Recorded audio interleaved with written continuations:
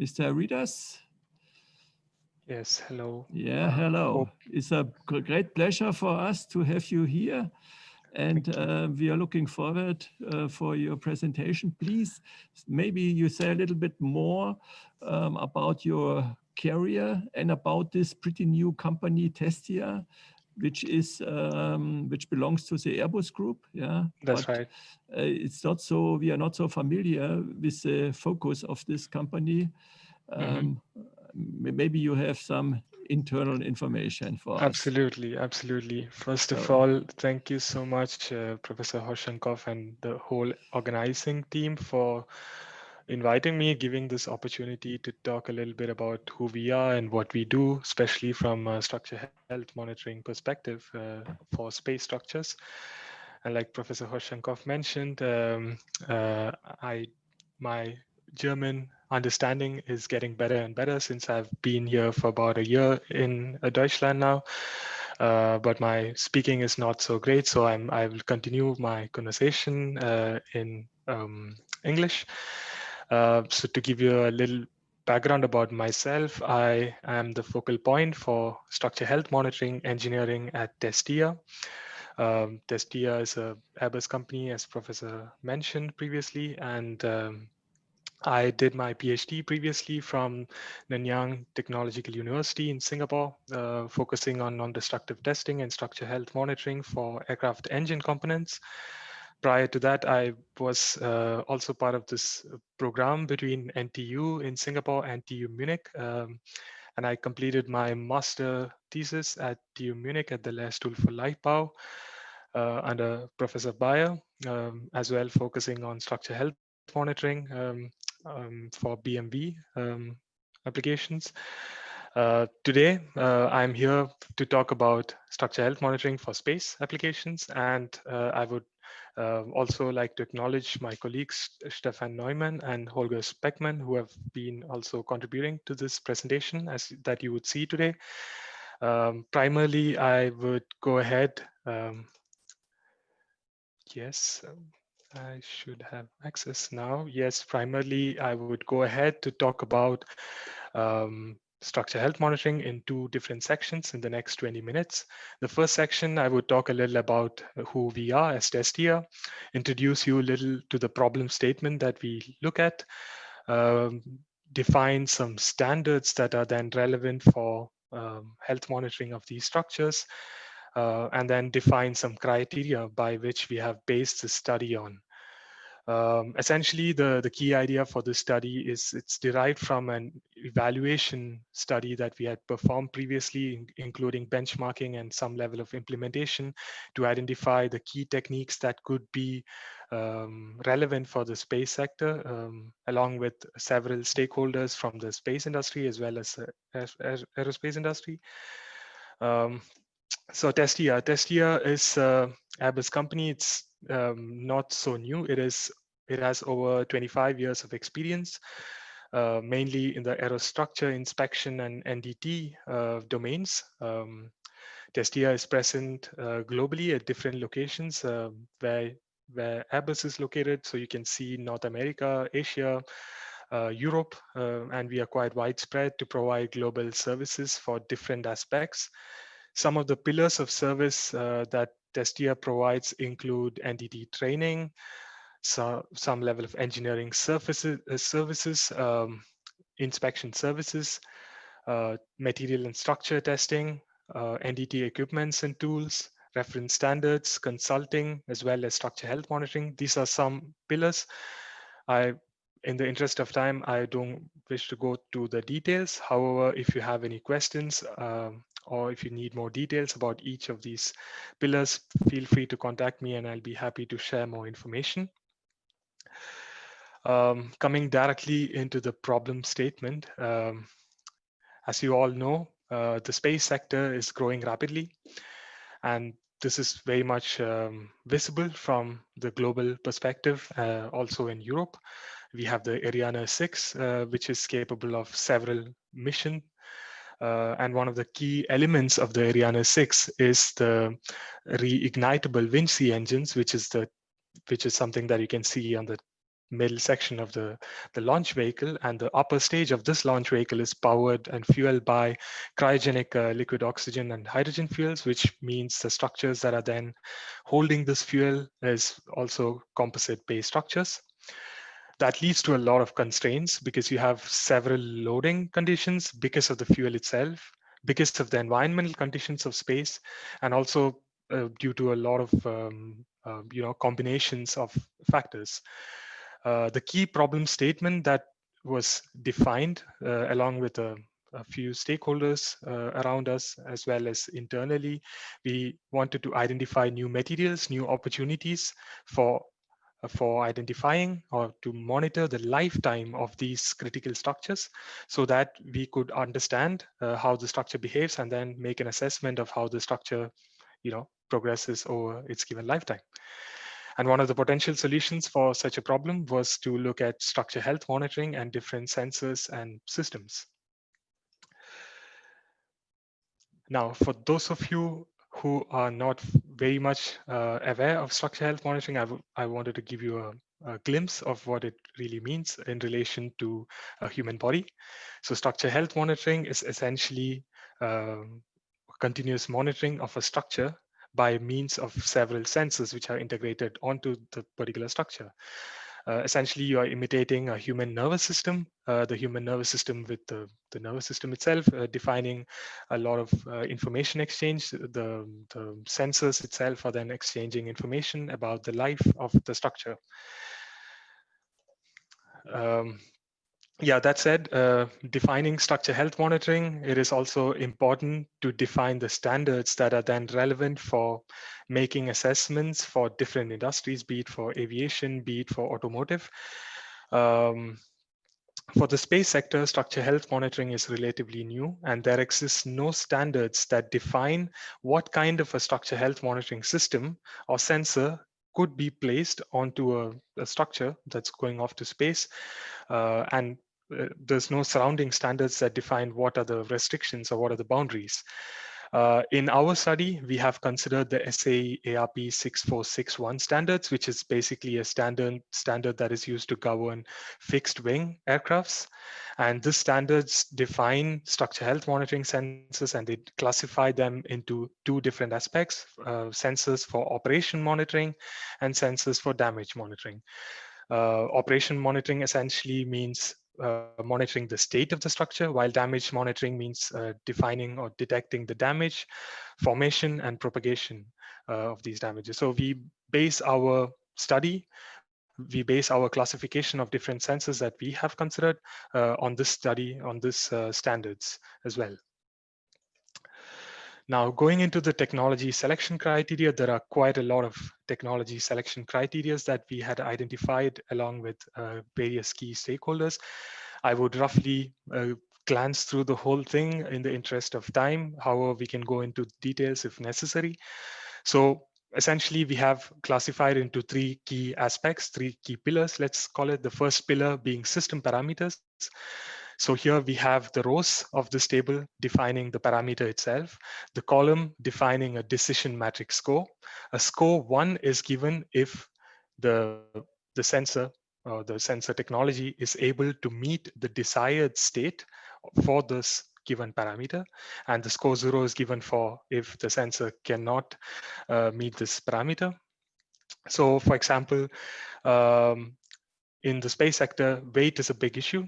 So it is desired to have the lowest weight for the system that is going on board. It's quite intuitive, but it's also something that has to be written down. For this desired state, if the sensor is meeting the desired state of low, then we give it a score 1 and 0 if not. We have other parameters as well, which is the installation cost, installation effort, which is also critical when it comes to the whole lifetime of the mission. Power consumption, critical as well, because the power is being taken from the launch vehicle. There's also the importance of transmitting data to the remote location. So it is a high requirement as well. The sensor must be able to self-diagnose itself. That is, it should be able to understand its own state. This is also another aspect for redundancy definitions. And finally, in terms of repair capabilities for the sensors, it is also quite critical because you are talking about a longer mission span. A few more system parameters to continue. We have aspects of measurement repeatability, accuracy, resolution, and robustness, which is also quite high, especially when it comes to the aerospace sector. It is desired to have a larger monitoring area. It is desired to have a very low cost for the sensors for a given area, a very low data acquisition time so that we have real-time information exchange, and also possibly, considering that the structures we are looking at are also composite structures, the possibility of embedding these sensors within the structure so as to make assessment of the health. And finally, to have a very high maturity level. This is quite critical as well for immediate mission implementation. The second pillar talks about the condition monitoring and damage monitoring, which we had discussed previously based on the standards. So the sensors that are then being implemented on the space missions are meant to have high capabilities in monitoring strains, temperatures on a distributed fashion, and also to measure the defects and also to identify them and to localize them. This is also critical as well. I think we'll go into more details as we go on with the final table to come. And the last pillar is environmental parameters. This is very critical as well because you're talking about a space environment. We are talking about cosmic radiation. We are talking about electromagnetic radiation. We are talking about a vacuum environment. We are talking about very low gravitational environment, and the sensor must be able to cater to all of these aspects. Now, the second section of the presentation.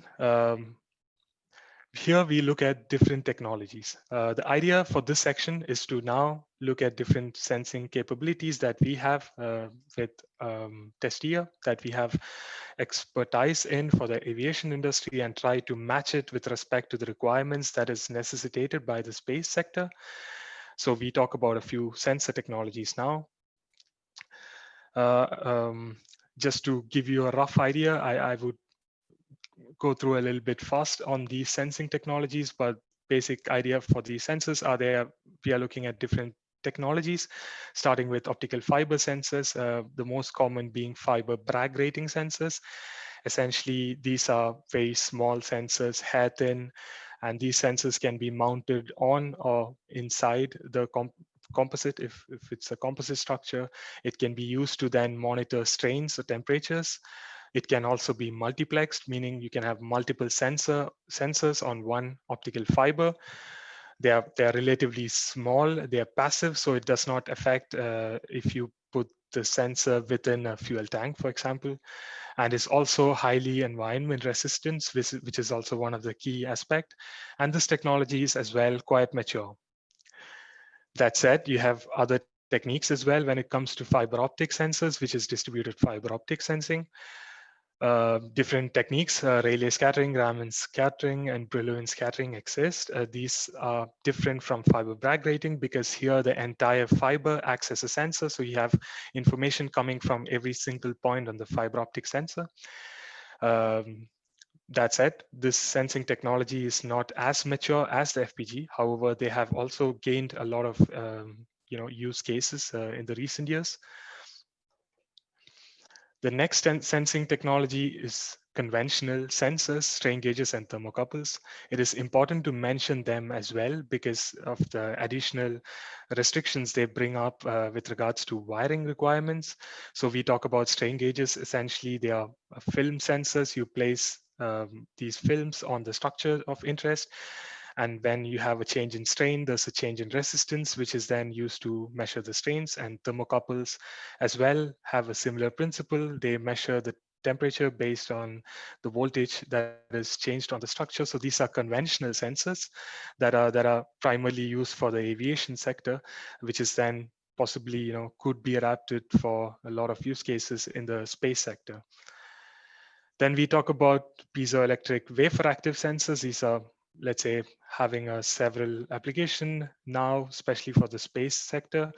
They are also basically a film-based sector sensors. One such example is a sensor from SHM Technologies. Testia has close collaboration with them, and we are working a lot with these sensor types. They're called smart layer sensors. They're quite easy to use. They are like patches. They can be mounted on the structure. They are active and passive modes for these sensors, meaning that in a passive mode, it listens to the defect being formed. And in an active mode, it constantly sends out signals to receive some feedback about the life of the structure and makes assessment about the structure itself. Something that can be relevant for maybe all of you that are present here are how they can be implemented for tanks. As you can see here, they can be implemented as sensors that can be mounted on or embedded within the tanks in order to localize the defects, in order to understand the different types of defects that are being generated at different temperatures. And this is a few examples that you can see here of how the sensor has been implemented. Then we have acoustic emission sensors. These are also passive sensors. Literally, it's piezoelectric based. It's heavily used in the aviation sector. Basically, it looks for sound. So it looks for a crack generation or propagation by listening to the same. And they basically can be multiplexed to localize the defect formation. Then lastly, we have comparative vacuum monitoring sensors. So essentially, these sensors are very simple. It consists of a film having different galleries, air galleries and vacuum galleries. The vacuum in the vacuum galleries are maintained using a pump, vacuum pump. And suppose a crack is formed below the vacuum gallery, the air leaks from the air gallery into the vacuum gallery, and that causes a change in pressure. And this can be used to measure crack formation. And this is something that's been heavily or highly used in the aerospace industry now. Now I would go into the comparison. So this is probably last few of my slides. Yeah, so the key idea here now is to compare each of the technologies that we discussed right now and compare them with all the requirements that we had discussed previously, and then putting in a weighing factor. And this weighing factor is very important because the weighing factor has been obtained with respect to the interest of the space industry right now, which means some of the stakeholders who have put in these numbers. And we have, for example, for total weight, we have a very high weighing factor. 5 is very high. And for, let's say, for sensor cost, for example, it's relatively low. And we have made assessment of each of this. So I will roughly go over some of the key points. So for example, when you talk about fiber optic sensors, the total weight of fiber optic sensors can be low because they do not need a lot of wiring because of the multiplexing capability, unlike all the other sensors, because each of these other sensors require several meters or kilometers of wiring when you're talking about a large area. And fiber optic sensors have very low weight, therefore. When it talks about installation effort, it's also derivative from the multiplexing capability. So you have fiber optic sensors having quite high ability here as well. The next aspects as well comes from the self-diagnostic ability or transmitting data or power consumption. Most of the sensors behave quite similar when it comes to these aspects. When we talk about measurement accuracy, reliability as well, most of these sensors have similar performance criteria, similar capabilities. When we talk about monitoring area, this is very important because sensors like PWAS and acoustic emission, they monitor large areas. However, they monitor defects over large areas. However, fiber optic sensors have to be then wound over the entire area with multiple sensing points in order to get the entire output. And then, of course, the feedback. So I think I will skip to the outcome of this rather than each of the individual points. So by making this assessment, we have defined a graph. So the graph here has a y-axis, which is an evaluation matrix score. This is a derivative of the benchmarking as well as evaluation studies that we have conducted at Testia. And there on the x-axis, we have different technologies that we have considered. And based on the weighted sum considering different sensing technologies as well as the requirements, we see that the fiber optic sensors cater to a lot of requirements that is necessitated right now by several stakeholders from the space sector compared to the other sensing types. That doesn't mean that the other sensing types are incapable of doing something. It is just a gap that is there right now because most of the sensing types have not been investigated a lot in understanding how they behave in different environmental conditions or how they can be adapted to look at different parameters, for example, measurement of strain and defects at the same time. And assessment of different quantities at different environmental conditions. And this is the gap that I wish to address in today's talk.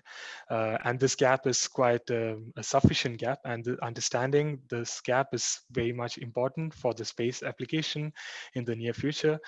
And also there is a need for developing suitable standards. So this is also critical because without having suitable standards, it's very hard to define or put all the sensing technologies on the same page for comparison.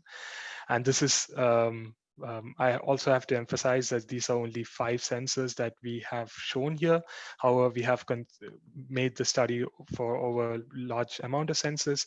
In fact, one of our interest is also to look at the carbon fiber sensors at the, from Professor Horshenkov as the next step in order to understand its ability for space structures. Maybe it has a capability none of the other sensors have. And I think I will also go into a closing statement. And in order to do that, I would like to pull in the digital ecosystem of Testia. Here, the digital ecosystem shows not only structure health monitoring, which is right at the center, but it also shows different systems that are connected to structure health monitoring to sort of get together everything into one package, so that all the data that is collected from different systems, let's say on an aircraft or a spacecraft, can be collected, compiled, processed, and then given feedback. So it is important as well for us to recognize the need for having such connected elements along with implementation of the sensors. So right now we have clearly spoken about the sensors alone. These systems that follow are also to be kept in mind. That said, thank you so much. I hope I was on time. Thank you for listening and hope you have a great evening. Thank you.